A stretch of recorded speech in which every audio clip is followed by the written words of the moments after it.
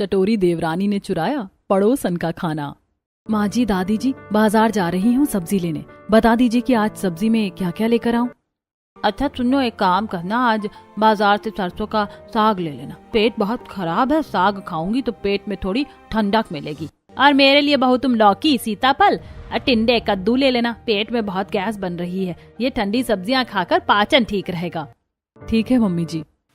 अब पारुल बाजार जाती है और अपने परिवार की सेहत के अनुसार सब्जी खरीद रही होती है कि तभी पड़ोस की बसंती कहती है, अरे ये क्या पारुल, तुम जब भी बाजार आती हो तो बाजार में ये बोरिंग सब्जियां ही क्यों खरीदती हो? तुम्हारे घर में सब लोग लौकी, टिंडे, सरसों, पालक ही खाते हैं क्या?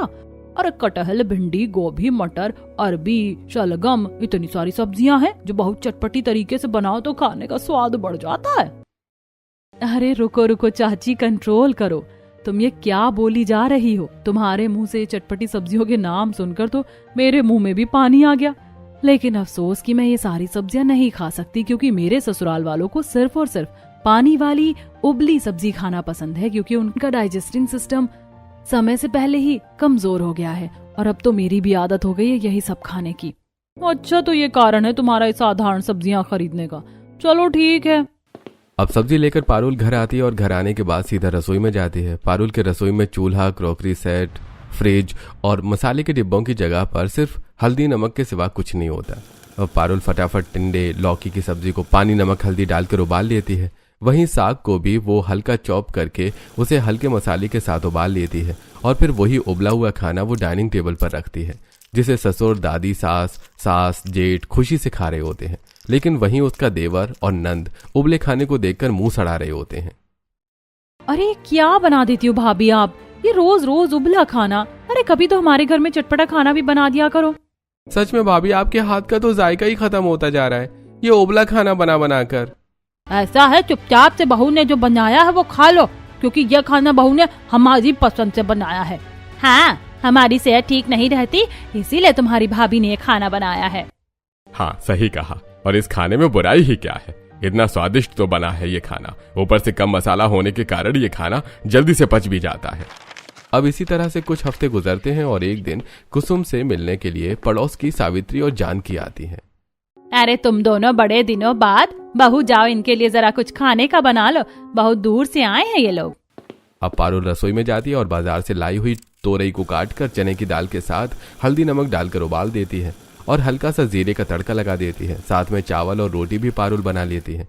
अब उस खाने को पारुल डाइनिंग टेबल पर सर्व करती है, जिसे सावित्री और जानकी खाना शुरू करती हैं। लेकिन खाना खाते ही उनका मन भटकने लगता है। हाय तौबा, ये कैसा खाना बनाया कुसुम तेरी बहू ने? ऐसा खाना तो अस्पताल के मरीज भी नहीं खाते आज के समय में। सच में ये खाना बहुत घटिया। इस खाने से तो अच्छा होता कि बहू तो मुझे सिर्फ एक गिलास पानी दे देती, क्योंकि इस खाने में भी सिर्फ पानी ही है। अरे घर में तेल मसाले नहीं थे क्या बहू? तभी पारुल घबरा कर कहती है, जी वो दरअसल घर में कोई भी ज्यादा तेज मसाला खाने में नहीं खाता है। हाँ, मेरी बहू ठीक कह रही है, मेरे घर में शुरू से ही ऐसा ही खाना बनता है, क्योंकि मेरी कुसुम और विनोद की तबीयत कुछ ठीक नहीं रहती है। अच्छा तो ये बात है। अच्छा ठीक है, माना आप लोगों की उम्र ज्यादा हो गई है, जिस वजह से घर का हर सदस्य उबला हुआ खाना खा रहा है। लेकिन क्या होगा जब आपके घर में दूसरी बहू ऐसी आ जाएगी जिसे चटपटा खाना पसंद होगा? वो जीभ की चटोरी होगी, तब क्या करेंगे? कैसे मैनेज करेंगे आप लोग उसको? कोई बात नहीं सावित्री जी, अगर घर में मेरी चटोरी देवरानी आ भी जाएगी तो वो यहाँ पर कुछ नहीं खा पाएगी, क्योंकि मेरी रसोई में वही सामान रखा है जिस सामान से सिर्फ घर वालों के लिए खाना बनाया जा सकता है, अपने लिए नहीं। आखिर मैंने भी तो चटपटा खाना खाना इस घर में आकर छोड़ा है, तो मेरी देवरानी भी तो छोड़ेगी ना। सही बात है, जब बड़ी बहू ने त्याग किया है अपने स्वाद का, तो उसकी देवरानी को भी करना पड़ेगा।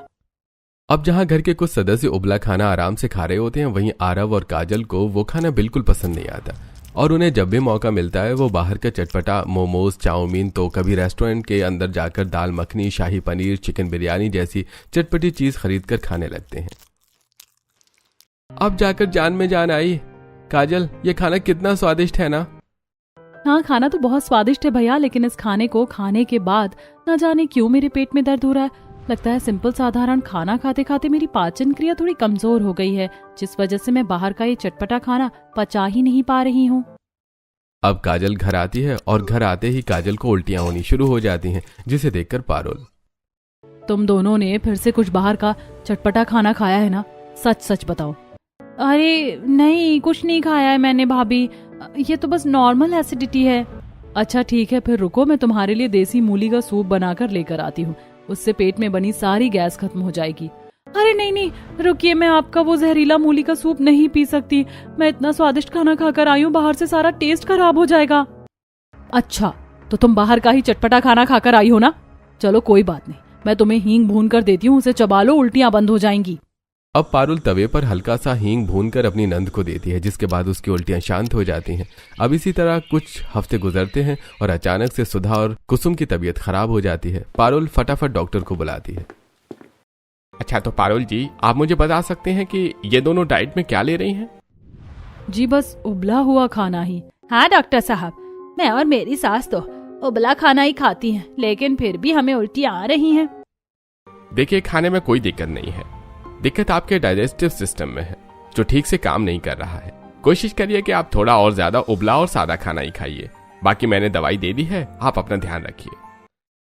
अब इस दिन के बाद से पारुल और ज्यादा उबला खाना बनाने लगती है और फिर खाने के साथ साथ घर में झाड़ू लगाना, बर्तन धोना, कपड़े धोकर छत पर सुखाना, घर की साफ सफाई के साथ साथ शाम को बाजार जाकर सब्जी लाना, फिर पेशेंट जैसी सास, दादी सास, ससुर को देखभाल करना पारुल के लिए बहुत भारी काम होता जा रहा था। ये देखकर कुसुम कहती है, बहुत हो गया बहू, अब मैं सोच रही हूँ तेरी देवरानी ले आऊं। तू मेरी सेवा पानी करियो और तेरी देवरानी घर का खाना पीना करेगी।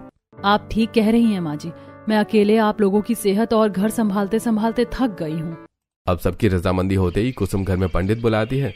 पंडित खूबसूरत लड़की का रिश्ता दिखाते हुए, पंडित जी, लड़की तो आपने बहुत सुंदर दिखाई है, हमें तो लड़की पसंद है। आप बस लड़की वालों को कह दीजिएगा कि हम उन्हें देखने 2-4 दिन बाद आएंगे, क्योंकि अभी मेरी सेहत कुछ ठीक नहीं है। अरे ठीक है, मैं उन्हें बता दूंगा, आप चिंता मत कीजिए। अब पंडित रास्ते में ही लड़की वाले को फोन कर देता है। अब लड़की की माँ अपनी बेटी के कमरे में आकर, हे भगवान, कैसे ठोस रही है चिकन बिरयानी, मलाई चाप, तंदूरी नान।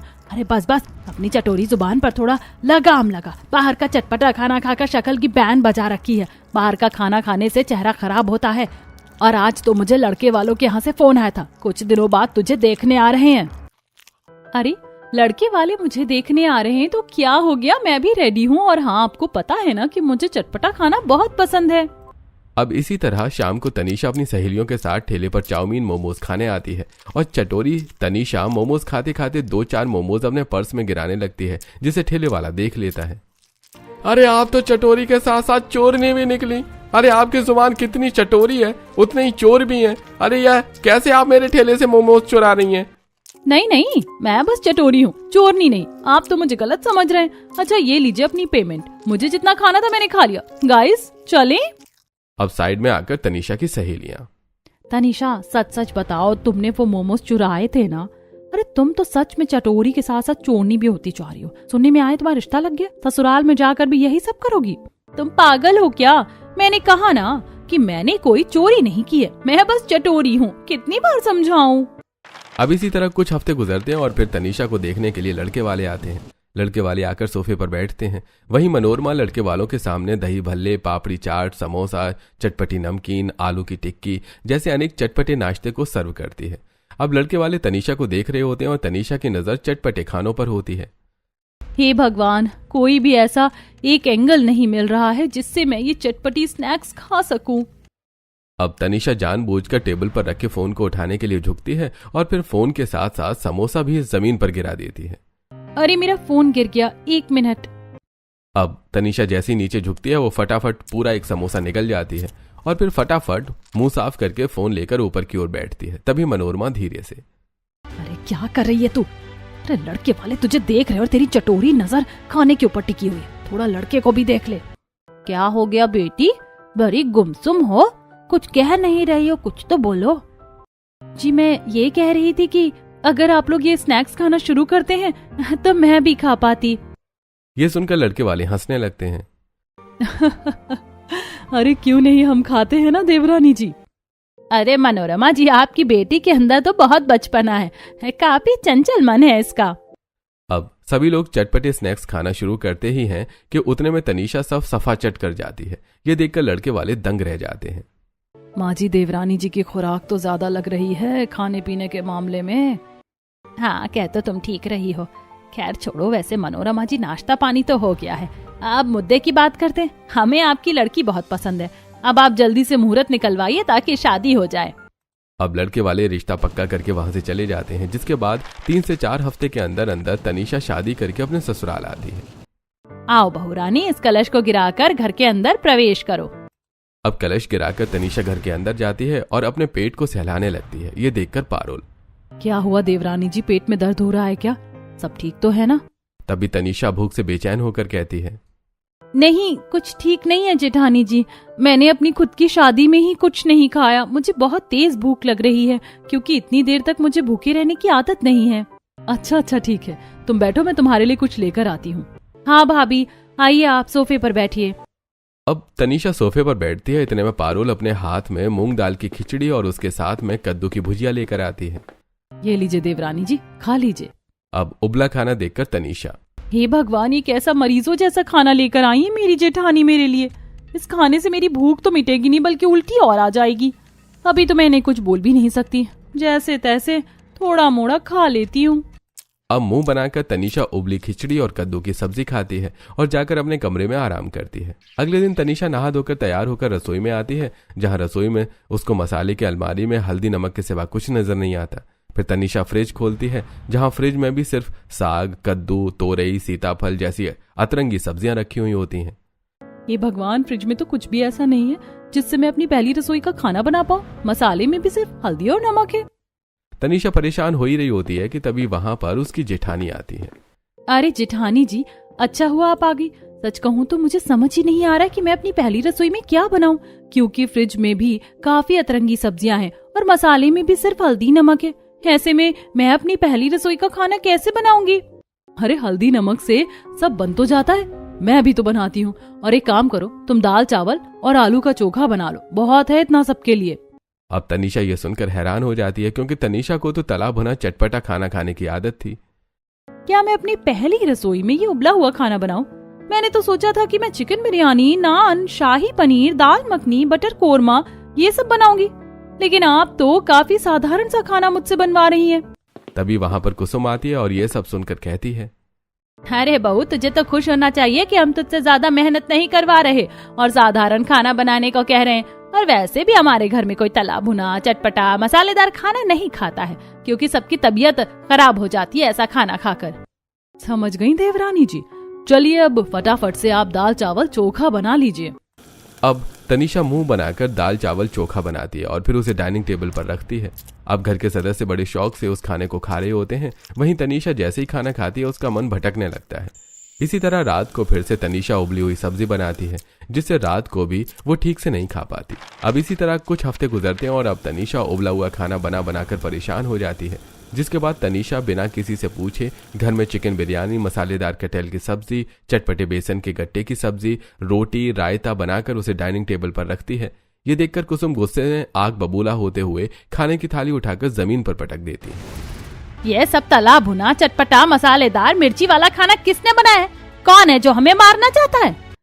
माँ जी, देवरानी जी के आने के बाद से खाना तो सिर्फ देवरानी जी ही बना रही हैं। अब खाने की थाली जमीन पर बिखरा देखकर तनीषा के पसीने छूट जाते हैं और वो घबराते हुए कहती है, माँ जी, ये चटपटा, मसालेदार, मिर्ची वाला खाना मैंने ही बनाया है। दरअसल मैं थोड़ी चटोरी किस्म की लड़की हूँ और मुझे चटपटा खाना पसंद है, लेकिन काफी हफ्ते गुजर गए थे और मैं उबला खाना ही खा रही थी, इसीलिए मैंने सोचा आज कुछ चटपटा बना लूं, लेकिन मुझे नहीं पता था कि आप लोगों को इतना बुरा लग जाएगा। बात ऐसी है बहू, हम लोगों की पाचन शक्ति कमजोर हो गई है और अगर हमने ये सब खाया तो हमारी तबीयत और खराब हो जाएगी। आइंदा इस घर में ये सब बनाने की कोशिश मत करना। समझ में आया छोटी बहू, तुम्हारे ससुर जी क्या कह रहे हैं? जी माँ जी, मैं समझ गई। अब इसी तरह कुछ हफ्ते गुजरते हैं और एक दिन तनीषा अपने कमरे में रात को सो रही होती है कि तभी उसे अचानक से गरम गरम पराठों की खुशबू आती है। हे भगवान, ये खुशबू तो सामने से आ रही है। इतने दिन हो गए मैंने कुछ भी चटपटा नहीं खाया, लेकिन ये खुशबू सूंघकर मेरी चटोरी जुबान खुद पर कंट्रोल नहीं कर पा रही है। अब तनीषा दबे पांव कमरे से बाहर निकलती है और फिर घर के बाहर आती है। तनीषा खुशबू सूंघते सूंघते पड़ोस की गायत्री के घर के सामने आती है। खुशबू तो यहीं से आ रही है, लेकिन अंदर रसोई में जाऊं कैसे?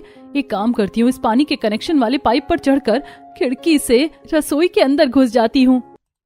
अब तनीषा घर के बाहर लगे पाइप के खांचों में पैर अड़ा अड़ा कर गायत्री की खिड़की तक आती है और फिर खिड़की से रसोई के अंदर कूदती है।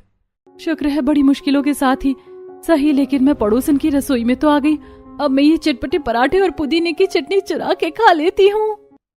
अब फटाफट तनीषा चटपटे पनीर के पराठे और चटनी खाकर वहां से वापस अपने घर में आकर सो जाती है। वहीं अगले दिन गायत्री रसोई में झूठी प्लेट पर चटनी के निशान देखकर, बहू, ये आधी रात को खाना किसने खाया? पता नहीं मम्मी जी, मुझे भी कुछ समझ नहीं आ रहा है। गायत्री घर वालों से पूछती है, लेकिन उसे सबके मुंह से ना का जवाब ही मिलता है। वहीं तनीषा रसोई में अपने घर वालों के लिए मसूर दाल की खिचड़ी बना रही होती है कि तभी उसे खिड़की से कुछ सुनाई देता है। तुम्हारे लंच बॉक्स में चटपटी सैंडविच है, तुम्हें इसे पूरा फिनिश करना है। चलो अब जाओ स्कूल। अब रितु के घर में घुसते ही वहां पर तनीषा आती है। बाबू, मेरे पास आओ, मैं तुम्हें फोन में गेम खेलने को दूंगी। सच्ची? ठीक है।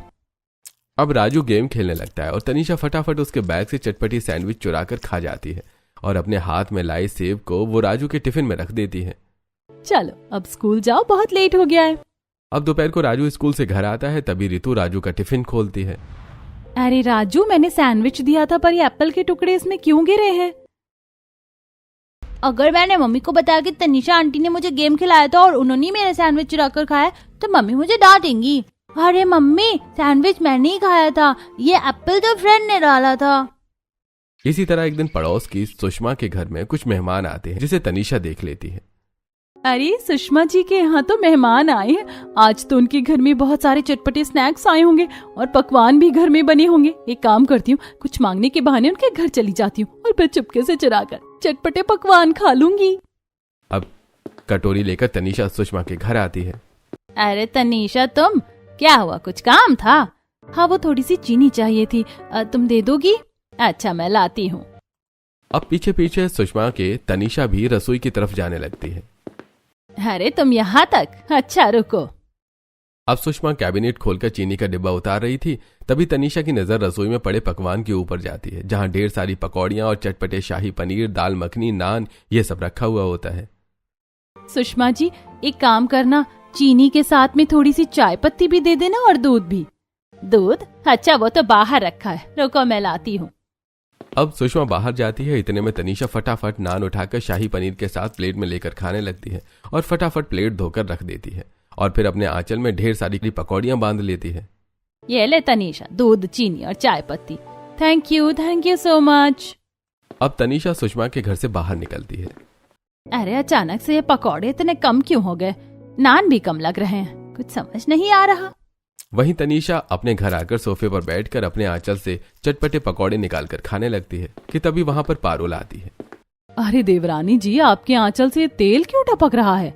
तभी तनीषा घबराकर, अरे जेठानी जी, वो मैंने अभी अपने बालों में एक नया सीरम लगाया था और शायद मैंने वही हाथ अपने आंचल से पोंछ लिया।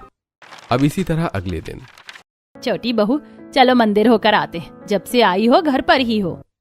अब कुसुम अपनी बड़ी बहू और छोटी बहू को लेकर मंदिर आती है, जहां माता रानी के सामने साबूदाने की खीर, ड्राई फ्रूट्स और तरह तरह के भोग रखे हुए होते हैं, जिस पर तनीषा की नजर टिकी होती है। अरे बहू, क्या सोच रही हो? पूजा पाठ पर ध्यान दो। अब सभी लोग पूजा कर रहे होते हैं कि तभी मंदिर की लाइट चली जाती है। हे भगवान, तूने तो सोने पर सुहागा कर दिया। अब तो मैं ये टेस्टी साबूदाने की खीर, मोतीचूर के लड्डू और काजू कतली खा कर रहूंगी। अब चटोरी तनीषा अंधेरे में फटाफट भगवान के आगे चढ़े मोतीचूर के लड्डू, काजू कतली, साबूदाने की खीर को चुराकर खा जाती है और अपना मुंह आंचल से साफ कर लेती है। कुछ देर बाद जब मंदिर में लाइट आती है तब, अरे भगवान पर चढ़ा प्रसाद गायब कैसे हो गया? किसने चुराया ये प्रसाद? अब तनीषा घबराकर झूठ बोलती है। अरे पंडित जी, प्रसाद कौन चुराएगा? मुझे तो यहाँ आसपास बंदर बहुत नजर आ रहे हैं, लगता है वही लेकर गए हैं भगवान का भोग। अब तनीषा अपने परिवार वालों के साथ घर आ जाती है, तभी पारुल की नजर तनीषा के साड़ी के आंचल पर पड़ती है, जिसमें साबूदाना की खीर लगी होती है। एक मिनट देवरानी जी, जरा इधर तो आइए। ये क्या है? ये आपके आंचल में साबूदाने की खीर कैसे लगी हुई है? कहीं वो खीर आपने तो नहीं चुराई? अरे नहीं जेठानी जी, भला भगवान के मंदिर में मैं चोरी करूंगी? हाँ बड़ी बहू, तू पागल है, कैसी बात करती है? अब इस बार भी तनीषा चोरी करके बच जाती है। इसी तरह कुछ हफ्ते गुजरते हैं और अब कुसुम के घर में एक इनविटेशन कार्ड आता है जिसमें सभी लोग तैयार होकर पार्टी में पहुंचते हैं। अब जहां सभी लोग पार्टी का खाना खा रहे होते हैं वहीं कुसुम की छोटी बहू खाने को अपने पर्स में भर रही होती है। अरे मैडम, ये क्या, आप तो यहाँ से खाना चुराने की कोशिश कर रही हैं? तभी तनीषा फटाफट खाना वापस रखकर, अरे नहीं नहीं, ऐसा कुछ नहीं, ये खाना मैंने रखा ही नहीं, बल्कि मेरे हाथ से गलती से मेरे पर्स में गिर गया है, सॉरी। इतना कहकर तनीषा अपनी फैमिली के पास आती है। तभी उसकी जेठानी, देवरानी जी आप खाना चुरा रही थी ना? अरे नहीं नहीं जेठानी जी, सच बोलो देवरानी जी, झूठ मत बोलो, मैंने अपनी आंखों से देखा आप खाने को बैग में भर रही थी।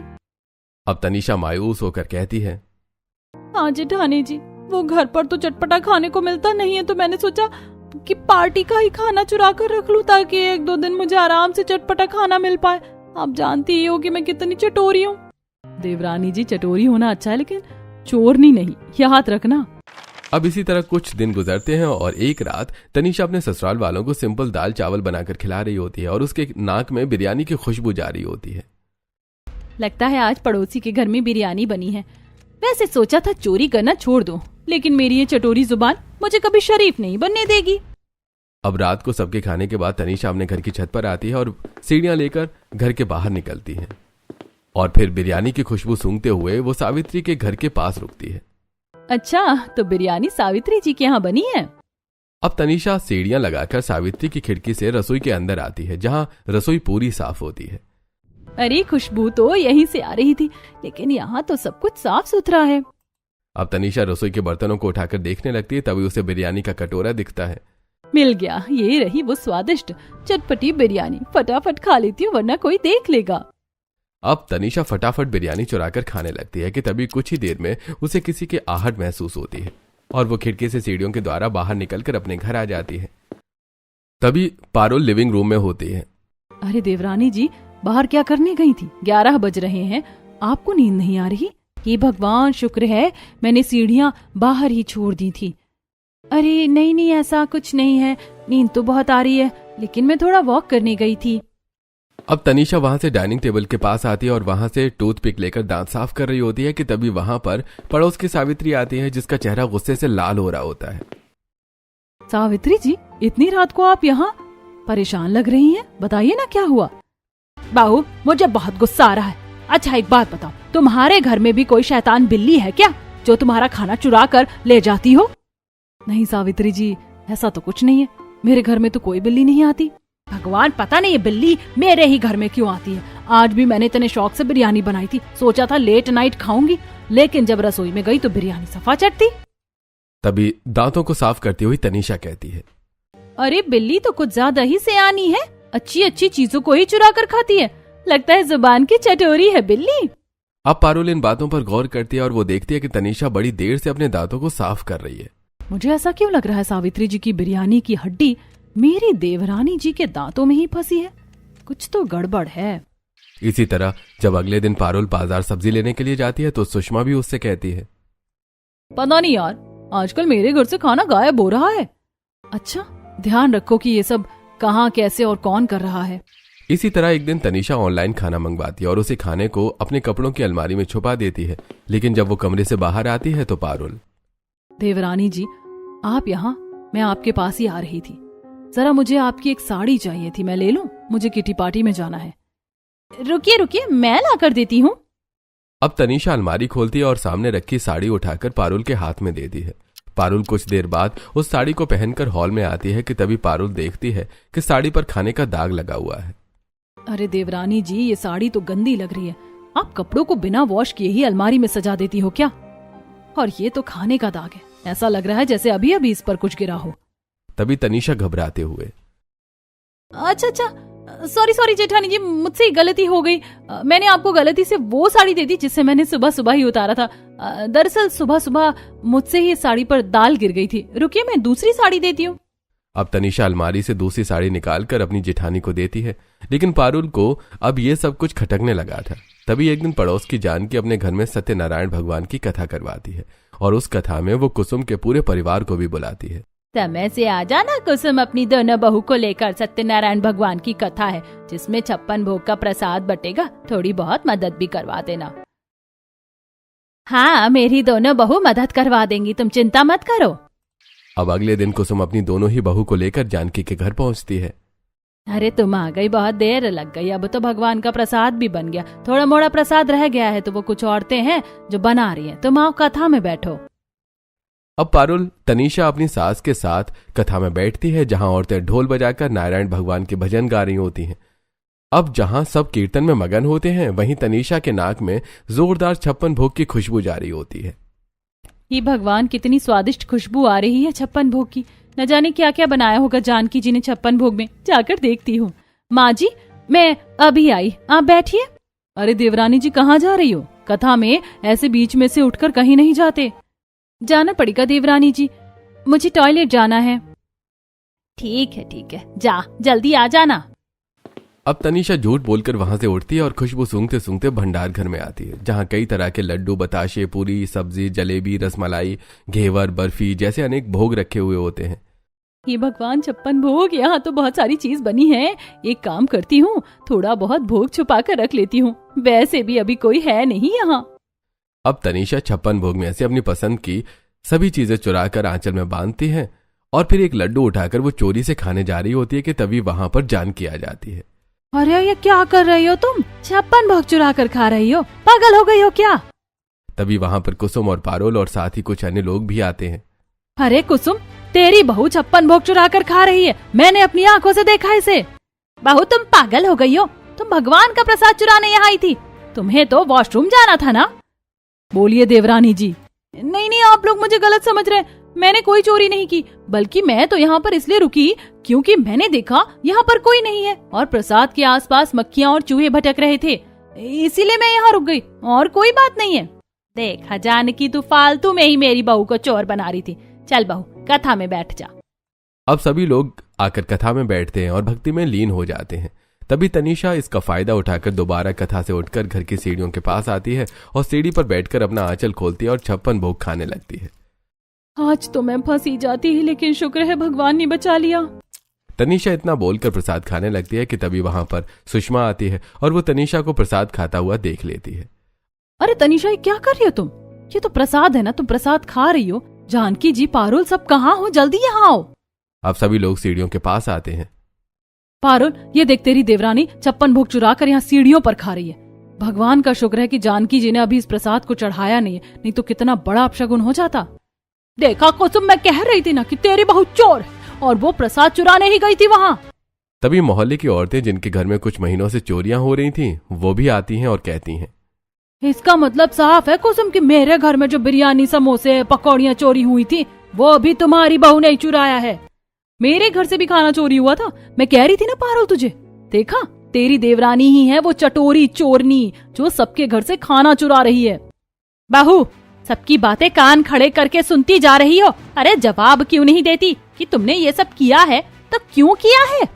अब एक के बाद एक चोरी का इल्जाम जब तनीषा के ऊपर लगता है तो तनीषा को काफी शर्मिंदगी महसूस होती है और वो हाथ जोड़कर कहती है, मुझे माफ कर दीजिए, छोटी छोटी चोरी करते करते मैं आज बहुत बड़ी चोरी कर बैठी। मुझे भगवान का प्रसाद ऐसे चुरा कर नहीं खाना चाहिए था, लेकिन सच कहूँ तो मैं ये चोरी कभी नहीं करती। अगर मुझे ये स्वादिष्ट खाना माँ जी घर पर ही बनाकर खाने देती तो। क्या मतलब है तुम्हारा? हाँ बहू, कहना क्या चाहती हो? जी सच कहूँ तो मैं जुबान की बहुत चटोरी हूँ। शादी से पहले भी मैं बहुत चटपटा खाना खाती थी और मैंने सोचा था कि ससुराल में भी मैं ऐसे ही रहूंगी, लेकिन जब मैं ससुराल आई तो ससुराल वालों ने साफ मना कर दिया कि कुछ भी चटपटा मसालेदार खाना यहाँ नहीं बनेगा। एक बार मैंने घर में बनाने की कोशिश भी की तो माँ जी ने खाना उठाकर फेंक दिया, जिसके बाद मैं अपनी चटोरी जुबान की भूख लोगों के घरों से चोरी करके मिटाने लगी। यह सुनकर जानकी, गायत्री, सुषमा को एहसास होता है कि तनीषा कहने को तो किसी के घर की बहू है, लेकिन दिमाग से वो अब भी चंचल और मासूम बच्ची की तरह है। अरे कुसुम, इसका मतलब ये सब तेरी ही गलती है। अरे 25 साल की बहू है तेरी छोटी बहू, अगर उसे कुछ खाने का मन है तो तू उसे क्यों नहीं खाने देती? अब तूने तो अपनी जिंदगी जी ली, उसे भी जीने दे। अगर आज तूने उसे ये सब घर में ही खाने दिया होता तो आज वो चोरी नहीं कर रही होती। हाँ कुसुम, कहीं ना कहीं तेरी ही गलती है जो आज तेरी बहू चोरनी बनी घूम रही है। अब कुसुम को भी एहसास होता है कि शायद उसने कुछ ज्यादा ही पाबंदी अपने घर में बना रखी है। हाँ, आप लोग ठीक कह रहे हैं, मेरी ही गलती है। बहू मुझे माफ कर दो, मेरी वजह से तुम्हें इस रास्ते पर उतरना पड़ा। लेकिन आज से तुम अपने ससुराल में जो चाहे वो बना कर खा सकती हो। बस मेरे लिए साधारण खाना बना देना, क्योंकि मेरा डाइजेस्टिंग सिस्टम कमजोर है। अब इस दिन के बाद से कुसुम अपने घर में दोनों ही बहू को उनकी पसंद का खाना खाने देती है, जिसके बाद देवरानी जेठानी अपनी पसंद का खाना बनाकर खाती हैं और साथ ही अपने परिवार वालों के लिए सादा खाना भी खुशी से बनाने लगती हैं।